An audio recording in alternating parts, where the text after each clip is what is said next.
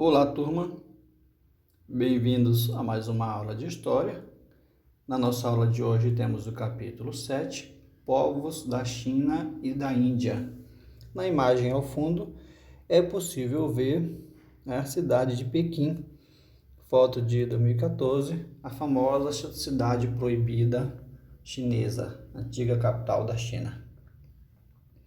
Seguindo, na página 90, temos um mapa atual da China, que tem a demonstração de seus países que fazem fronteira. Então veja que a China faz fronteira com Quinguistão, com a Mongólia, Nepal, Butão, Vietnã, Coreia do Norte, entre outros países. Então veja como a China é um imenso território situado na Ásia, né? Então veja, a China vem se formando há muitos anos, né? Aproximadamente milhares de anos, e a China se formou a partir de dinastias. Os chineses consideravam-se fundadores do Império do Meio, né?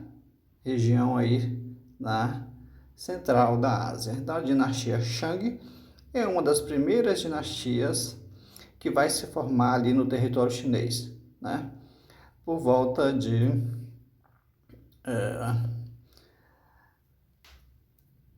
1911, né? 1911, a dinastia sucede por meio de guerras internas e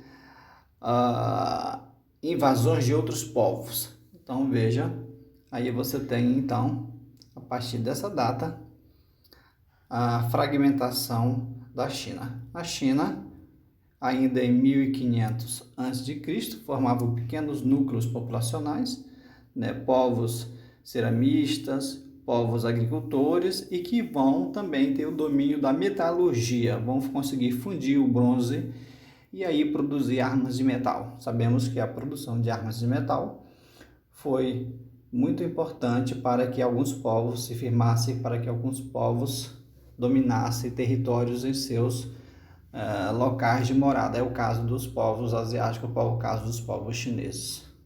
Na página 91, temos ali a imagem de estátuas chinesas, né, encontradas na atualidade, que representam os soldados do túmulo de um antigo imperador chinês, né, Qin Shi, imperador Qin Shi. Então você tem aí a dinastia Zhou, né, a dinastia Zhou, que se formou ali no século III a.C., expandindo ainda mais o território, as fronteiras do território chinês. Então, o mandato do céu, né? Dinastia Zhou se auto-intitulava como mandato do céu. Então, você tem aí, além dos 7 reinos da dinastia Zhou, né? A doação e a realização de cerimônias política religiosa, né? E você tinha também uma série de desenvolvimento de práticas, né, econômicas e práticas em relações sociais dos povos chineses durante a dinastia Zhou. Então, a formação do Império Chinês ocorre por volta de 221 a.C.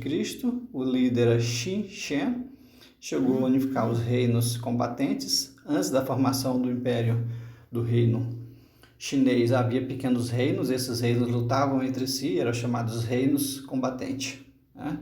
Diversas revoltas puseram fim à dinastia Qin.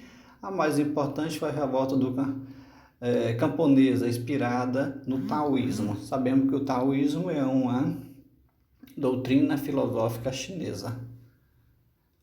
Então você tem, a partir daí, novamente a fragmentação dos reinos chineses.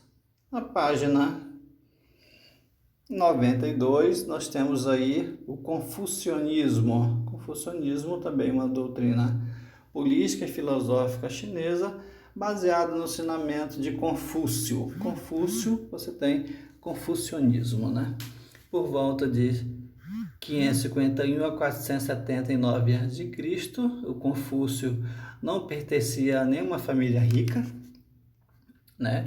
Mas conseguiu exercer forte influência na cultura chinesa através dos seus diálogos, os diálogos de Confúcio, né? A doutrina de Confúcio defendia a conduta inspirada em princípios como altruísmo, cortesia e fidelidade. E outro movimento político filosófico chinês é o taoísmo, né? O movimento do Tao, baseado na filosofia de Lao Tse. Lao Tse, que viveu entre o século 4 e 5 a.C., conhecido como o velho filósofo da tradição Lao Tse, você tem aí os fundamentos do taoísmo. Então veja essas duas doutrinas filosófica política que são de maioria praticadas hoje na China, o confucionismo e o taoísmo. Na página 93, nós temos a dinastia Han.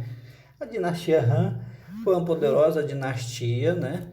Formada ali no norte da fronteira da China, lutava contra os hunos. Então, essa dinastia ela tinha a função de proteger a famosa Rota da Seda, né? Por onde se negociava esse produto com outras regiões do mundo. Então, a dinastia Han, em meados do século II, era composta por cerca de 60 milhões de pessoas. O Império Intelectual Chinês florescia sob a dinastia Han, né? O confucionismo era a doutrina filosófica predominante. Aí nós temos aí a escrita e o papel. Então, os chineses, por volta de 3.000 anos, eles vão desenvolver o papel, criar o papel, e também essa escrita chinesa que você vê aqui nessas tabuletas, né? Os caracteres chineses, né? Ideogramas, desenhos que representam símbolos, palavras, situações. Então, são os ideogramas, caracteres chineses, a escrita chinesa. Surgida também aí, desenvolvida durante o Império Han. Aqui na imagem, na página 94, a famosa Praça da Paz Celestial, em Pequim, onde ocorreu um massacre, né? Havia a população estava revoltada, havia protestos e foram massacrados pelo exército